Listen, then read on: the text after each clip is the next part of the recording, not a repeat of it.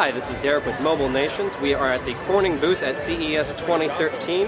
I am here at the Gorrilla Glass display, and I'm talking to Jim Nagel with Corning, and he's going to show us everything cool and fancy and new about Gorrilla Glass 3.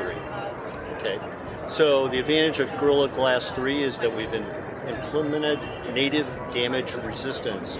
That means we've changed the molecular atomic structure. We've changed the way that the binding occurs, and that means that there's less damage that occurs. We've eliminated what's called lateral cracking, and that means that you get less splintering of the glass as a part of this. Okay. So if you look here, we've got three different forces that we've used, and we use a diamond stylus to drag across the glass at a certain force.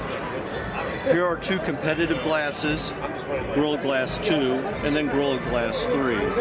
What you'll notice is that on the competitive samples, both of them have obvious scratches at the lowest level. Right. Gorrilla Glass 2 doesn't, and obviously Gorrilla Glass 3 doesn't either. However, when we go to the next level, 7 Newton, again, the two competitive glasses have scratches. The Gorrilla Glass 2 starts to show a scratch as well. However, we don't see it in the Gorrilla Glass 3. And that's at 7 newtons. And that's at 7 newtons. Okay. And the same thing then occurs at 11. You start to see some level of scratching on Gorilla 3. And then, again, this is because of the way we've changed the atomic structure of the glass. okay.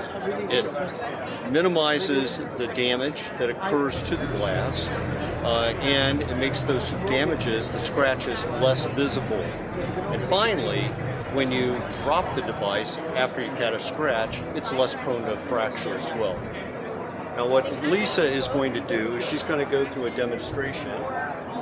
Lisa, why don't you talk through what you've got? Sure. So what we have here, all of these glasses that we have been scratched at 7 newtons, similar to what you saw on the scratch box.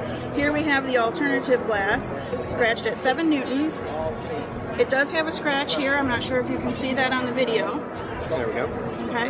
What I'm going to do is I'm going to load it in this fixture, and I have a 135 gram ball. This is an industry standard for some tests, that are used for safety standards. We're going to put this in here. We're at a 10-degree incline. I'm going to pull the pin and allow the ball to impact the glass.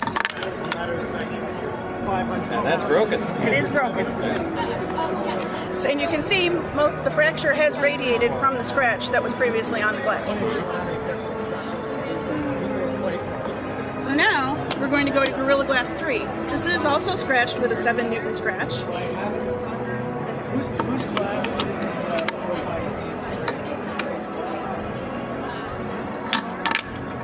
You'll see the glass survived. That it did. Okay, but we don't stop there. Okay. We're going to raise it up. We're going to raise the incline 3 times. Therefore, we're increasing the impact energy 3 times. Okay? What I'm going to do to give you an idea of what that impact is, I've got a piece of aluminum here. Okay? It's about the same thickness as the glass, just a flat piece of aluminum. I'm going to put this in here. I'm going to pull the pin. And you can see there's a nice dent in that aluminum, just to give you an idea how much of an impact we're actually going to be hitting the glass with. Okay? So now I go back to Gorrilla Glass 3, again, scratched with a 7 newton scratch.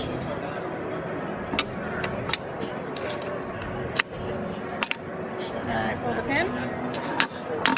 You can see we even got a couple hits there. The glass still survived. Nice. And remember, this is scratched, already previously damaged, still survived the impact. What we can also do is take this glass out, and I can show you, even after that impact, what we have here is an industry standard ring-on-ring. And what I'm going to do is put a 100-pound load on that scratch, and you'll see that the glass still survives. That's impressive stuff.